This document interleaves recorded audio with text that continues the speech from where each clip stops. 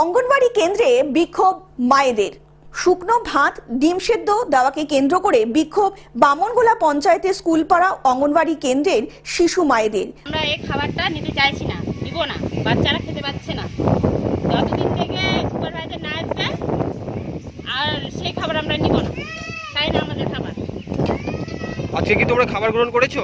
না না, আজকে আমরা খাবার নেই। মায়েদের অভিযোগ, কখনো পচা ডিম দেওয়া হচ্ছে, এছাড়াও শুধু ভাত আর ডিম, কোনো সবজি দেওয়া হচ্ছে না বলে অভিযোগ তুলেছেন তারা। অঙ্গনওয়াড়ি কেন্দ্রে সকলেই খাবার না নিয়ে বিক্ষোভ দেখাতে থাকে, অনেকেই আবার ফিরে যান খাবার না নিয়েও।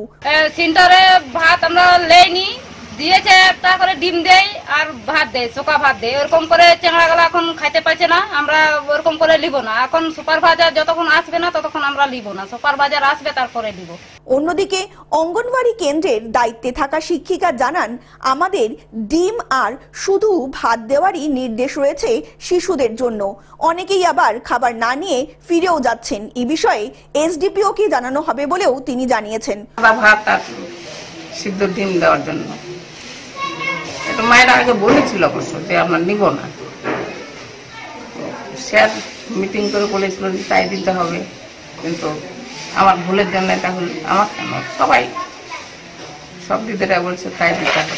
অন্যদিকে এসডিপিও আব্দুল সাত্তার বাবুকে ফোন করা হলে তিনি জানান, যেভাবে তাদেরকে দেওয়ার নির্দেশ রয়েছে সেই অনুযায়ী খাবার দেওয়া হচ্ছে।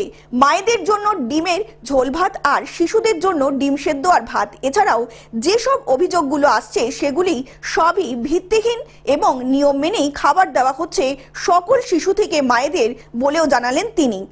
প্রথমত অঙ্গনওয়াড়ি যে স্কুলগুলো আছে সেখানে তো খিচুড়ি আর ডিমেরই দেওয়ার কথা, কিন্তু এক্ষেত্রে কিভাবে ওরা শুকনো ভাত আর ডিম দিচ্ছে এটা আমার সঠিক জানা নেই। আপনাদের থেকেই আমি জানলাম, আমি পরবর্তী সময় সেখানে গিয়ে আমি নিজে বিষয়টা খতিয়ে দেখছি। মালদা থেকে অভিষেক দাসের রিপোর্ট, গ্লোব নিউজ। এখন থেকে গ্লোব টিভি দেখুন আপনার স্মার্টফোনেও। গুগল প্লে স্টোর অথবা অ্যাপল স্টোর থেকে ডাউনলোড করুন গ্লোব টিভি লাইভ অ্যাপ। এছাড়া জিও টিভি অ্যাপ থেকে দেখুন গ্লোব টিভি লাইভ।